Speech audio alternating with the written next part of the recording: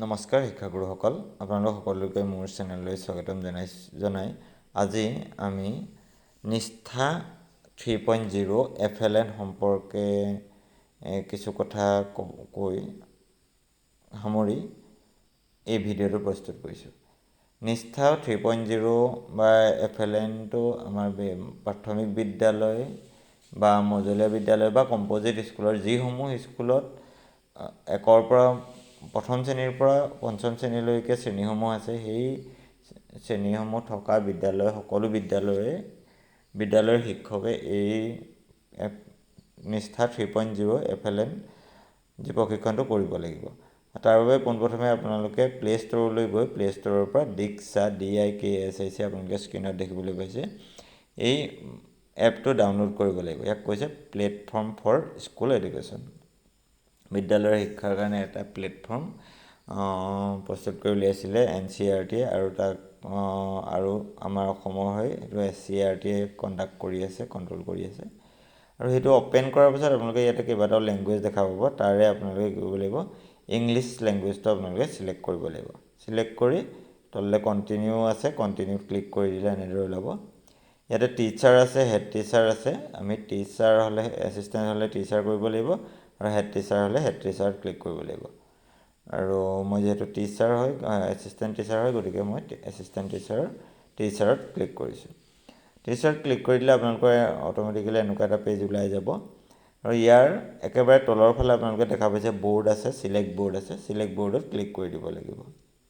Select বৰ্ডত click কৰি দিলে বৰ্ড কেইখন ওলাই যাব, CBSE এনেকৈ ধৰি। আৰু যিহেতু আমাৰ বৰ্ড হ'ব ষ্টেট আছাম হ'ব, গতিকে ষ্টেট আছামত আমি ক্লিক কৰি দিব লাগিব। ষ্টেট আছামত ক্লিক কৰি ছাবমিট কৰিব লাগিব। ছাবমিট কৰিলে এনেদৰে আহিব ষ্টেট আছাম, চিলেক্ট মিডিয়াম আমি ইংলিছ কৰিব লাগিব। ইয়াৰ পিছতে আপোনালোকে চাই ইংলিছ আছে, 4 নম্বৰতে আছে। ইয়াৰ পিছতে আছে চিলেক্ট ক্লাছটো আমি কি কৰিব লাগিব, আদাৰ্ছ কৰিব লাগিব। আদাৰ্ছ কৰি আমি কি কৰিব লাগিব, ছাবমিট কৰিব লাগিব। ছাবমিট কৰি আমি কণ্টিনিউ কৰি দিব লাগিব। কণ্টিনিউ কৰি দিলে এনেদৰে এটা পেজ ওলাব, আপোনালোকে দেখা পাইছে। ইয়াৰ পিছতে আপোনালোকে একেবাৰে সোঁহাতৰ চুকৰ ফালে এটা কি দেখিছে, মানুহৰ দৰে এটা চিন দেখিছে। সেই মানুহৰ চিনটোত আমি চুই দিব লাগিব। সেই চিনটোত চুই দিলে আপোনালোকে এনেদৰে আহিব, গেষ্ট 1 বুলি আহিব। সেই গেষ্ট 1ৰ একেবাৰে ওপৰত দেখিছে গেষ্ট 1ৰ কিনাৰত যিটো পেইনৰ দৰে এটা চিন আছে, সেই পেইনটোত চুই দিলে এনেদৰে আহিব। এনেদৰে আহিলে স্ক্ৰীণত দেখাৰ ধৰণে আহিব। ইয়াতে আপোনালোকে দেখিছে টিচাৰ ষ্টুডেণ্ট, সেইখিনি ঠিকেই আছে। গেষ্ট 1টো আমি কাটি কি কৰিব লাগিব, নিজৰ নামটো ভৰাব লাগিব। নিজৰ নামটো ভৰাই তাৰ পাছৰখিনি ঠিকেই আছে, ষ্টেট আছে, মিডিয়াম অফ ইনষ্ট্ৰাকশ্যন ঠিকেই আছে, ক্লাছ আদাৰ্ছ আছে। ইয়াত আমি কি কৰিব লাগিব, ছাবজেক্টটো ভৰাব লাগিব। আৰু ছাবজেক্টটো কি হ'ব, CPD বুলি ভৰাব লাগিব। ইয়াৰ পিছতে আমি এইটো ছেভ কৰি দিব লাগিব। ছেভ কৰি দিলে এনেদৰে আহিব। এনেদৰে অহাৰ পিছত আমি তললৈ স্ক্ৰল কৰি দিলে এটা লগইন অপশ্যনটো থাকিব। ইয়াতে আমি লগইন কৰিব পাৰোঁ। লগইন অৱশ্যে আমি তেতিয়াই কৰিম যদিহে আমি অলৰেডি ৰেজিষ্টাৰ কৰি থৈছোঁ। যদি ৰেজিষ্টাৰ কৰা নাই, তেতিয়াহ'লে আমি ৰেজিষ্টাৰ হিয়েৰত ক্লিক কৰিব লাগিব। Don't have N account, register here বুলি আছে, সেই তাতে ৰেজিষ্টাৰ হিয়েৰত ক্লিক কৰিব লাগিব। আৰু ৰেজিষ্টাৰ হিয়েৰত ক্লিক কৰিলে এনেদৰে আহিব আপোনালোকৰ। এনেদৰে অলপ সময় ল'ব পাৰে, যি নেটৱৰ্কৰ ওপৰত ডিপেণ্ড কৰে। ভাল নেটৱৰ্ক হ'লে সোনকালে যাব, আৰু অলপ দুৰ্বল নেটৱৰ্ক হ'লে অকণমান টাইম ল'ব। তাৰপিছতে এনেদৰে আহিব চিলেক্ট ইয়েৰ অফ বাৰ্থ, অৰ্থাৎ আপোনাৰ জন্মৰ চনটো দিব লাগিব। ইয়াতে ইয়েৰটোত ক্লিক কৰিলে চনবোৰ আহিব। তেনেকৈ তললৈ স্ক্ৰল কৰি আপুনি নিজৰ জন্মৰ চনটো দিব লাগিব। জন্মৰ চনটো দিয়াৰ পাছত আপোনালোকে দেখিছে ইয়াতে নেইম আছে। নেইমটো আপোনালোকে নিজৰ নামটো লিখিব লাগিব। এইটো বক্সটোত ক্লিক কৰি দিলে তাতে নামটো লিখিব পাৰিব আপোনালোকে। মই মোৰ নামটো লিখি দিছোঁ। তাৰপিছতে এণ্টাৰ মোবাইল নাম্বাৰ অৰ ইমেইল এড্ৰেছ। মোবাইল নাম্বাৰ বা ইমেইল এড্ৰেছ যিকোনো এটা দিব লাগে। আমি মোবাইল নম্বৰৰ কৰাটো ভাল হ'ব, যিহেতু OTP চাবলৈও সুবিধাজনক হয়। ইমেইলত সাধাৰণতে OTP চাবলৈ অলপ কষ্টকৰ হয়, অসুবিধা হয়। গতিকে আমি মোবাইল নম্বৰটো দিব লাগে। মোবাইল নাম্বাৰটো দিলোঁ। মোবাইল নাম্বাৰটো দিলে কি হ'ব, মোবাইল নাম্বাৰটো দিয়াৰ পাছত এটা পাছৱৰ্ড দিব লাগিব।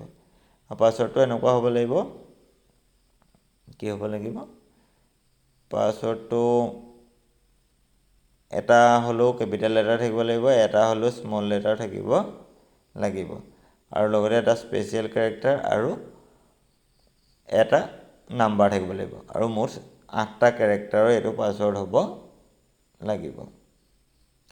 তো এটা হ'লেও কেপিটেল দিব লাগিব, বা এটা হ'লেও এটা স্মল, এটা স্পেচিয়েল কেৰেক্টাৰ আৰু এটা নম্বৰ থাকিব লাগিব। এই গোটেইকেইটা বস্তু ইয়াতে থাকিব লাগিব। সেনেকৈ আমি পাছৱৰ্ডটো দিয়াৰ পাছত, পাছৱৰ্ডটোৰ পাছত কি দিব লাগিব, আমাৰ যিটো কনফাৰ্ম পাছৱৰ্ড আছে, তাৰ তলত দেখা পাব আপোনালোকে কনফাৰ্ম পাছৱৰ্ড আছে। সেই কনফাৰ্ম পাছৱৰ্ডটো একেটা পাছৱৰ্ডেই দিব লাগিব। ইয়াতে আপোনালোকৰ এই যে পাছৱৰ্ডৰ সেই মূৰৰ ফালে এটা চকুৰ নিচিনা চিন দেখিছে, তাতে আপোনালোকে চুই দিলে পাছৱৰ্ডটো দেখাই দিব। যদি নেদেখুৱা হৈ থাকে, ষ্টাৰ দেখাই থাকে, তেতিয়াহ'লে তাতে চুই দিলে আপোনালোকৰ পাছৱৰ্ডটো দেখাই দিব। কনফাৰ্ম পাছৱৰ্ডত সেই একেটাই পাছৱৰ্ডেই মাৰি থাকিব লাগিব। এই তলৰ এইটো I understand except the diksha terms use, সেইখিনি আপুনি পঢ়ি চাব পাৰে। পঢ়ি নাচালেও সেইখিনিতে ক্লিক কৰি দিব পাৰে। ক্লিক কৰাৰ পাছত তলতে যিটো ৰেজিষ্টাৰ আছে, সেই ৰেজিষ্টাৰটো কি হৈ যাব, ৰেজিষ্টাৰটো আপোনালোকৰ নীলা হৈ যাব। নীলা হৈ গ'লে আপোনালোকে এনেদৰে দেখিব, ইয়াতে ৰেজিষ্টাৰ ক্লিক কৰি দিব পাৰে। ৰেজিষ্টাৰ ক্লিক কৰিলে আপোনালোকৰ ৰেজিষ্টাৰ হোৱাৰ পাছত এটা OTP যাব। OTPটো 30 মিনিটৰ কাৰণে ভেলিড থাকিব, গতিকে 30 মিনিটৰ ভিতৰত আপুনি OTPটো ভৰাব লাগিব। মোৰ OTP আহিছে অলৰেডি, OTPটো ভৰাই দিছোঁ, আপোনালোকে দেখিছে। OTPটো ভৰোৱাৰ পাছত ছাবমিট কৰিব লাগিব। ছাবমিট কৰি দিলোঁ। এইটো মই ছেভ কৰি ৰাখিছোঁ মোৰ নিজৰ সুবিধাৰ কাৰণে, যিহেতু পাছৱৰ্ড পাহৰি যাব পাৰে, গতিকে ছেভ কৰি ৰাখিলে আপোনালোকৰ সুবিধা হ'ব। গতিকে ইয়াৰ পাছত আকৌ কি হ'ল, লগ ইন পেজটোলৈ ওলাই গ'ল, বা আমি ইভাগেও লগ ইন কৰিলে এনেদৰে লগ ইন কৰিব লাগিব, লগ ইন টু দীক্ষা বুলি। আমি ফোন নাম্বাৰটো দিলোঁ, তাৰপিছতে পাছৱৰ্ডটো দিব লাগিব।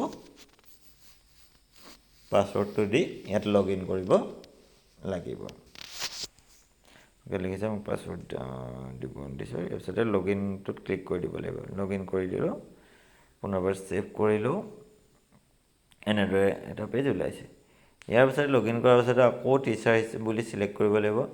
তাৰপিছতে এইখিনি আহিব, নাম আহিব, টিচাৰ আহিব, ৰোল আহিলে, ষ্টেট দিব লাগিব, আছাম দিলোঁ, ডিষ্ট্ৰিক্ট দিব লাগিব কি শিৱসাগৰ, নিজৰ ডিষ্ট্ৰিক্টখন দিব লাগিব।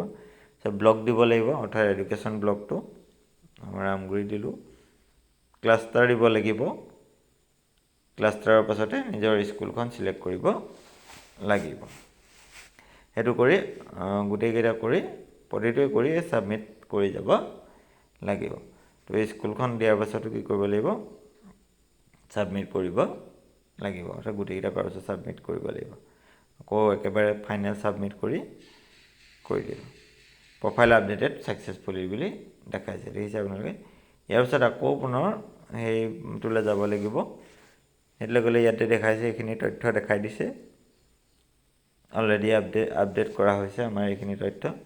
গ'লে ইয়াৰ তলৰ ফালে এতিয়া কি আছে, ফোন নাম্বাৰ আছে, ইমেইল ID আছে, আৰু কি আছে, ইমেইল ID আছে, আৰু ইয়াতে কি কৰিব লাগিব, আমি টিচাৰ IDটো ভৰাব লাগিব। এই ছেকেণ্ড যিটো অপশ্যন আছে, ID এজ ৰিকুৱেষ্টেড বাই ইয়ৰ ষ্টেট বৰ্ড অৰ অৰ্গেনাইজেশ্যন, ইয়াতে আমি টিচাৰ IDটো ভৰাই দিব লাগিব, যিটো অসম SSA পৰ্টেলত আমি পাম। এইটো কৰি আপোনালোকে আপডেট কৰি দিব লাগিব, আৰু আপডেট হ'লে দেখিছে ইয়াতে টিচাৰ IDটো আহি গৈছে।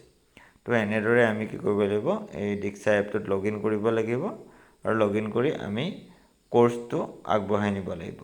আৰু কোৰ্চটো আমি ক'ত পাম, কোৰ্চটো আমি পাম এই যে একেবাৰে তলৰ ফালে 5টা আছে, 5টাৰে 2 নম্বৰটোত টুপিৰ নিচিনা এটাত যে আছে, সেই তাতে আমি ক্লিক কৰি দিব লাগিব। ক্লিক কৰি দিলে ইয়াতে কোৰ্চটো ওলাই থাকিব, দেখিছে এনেকৈ FLN introduction to FLN mission.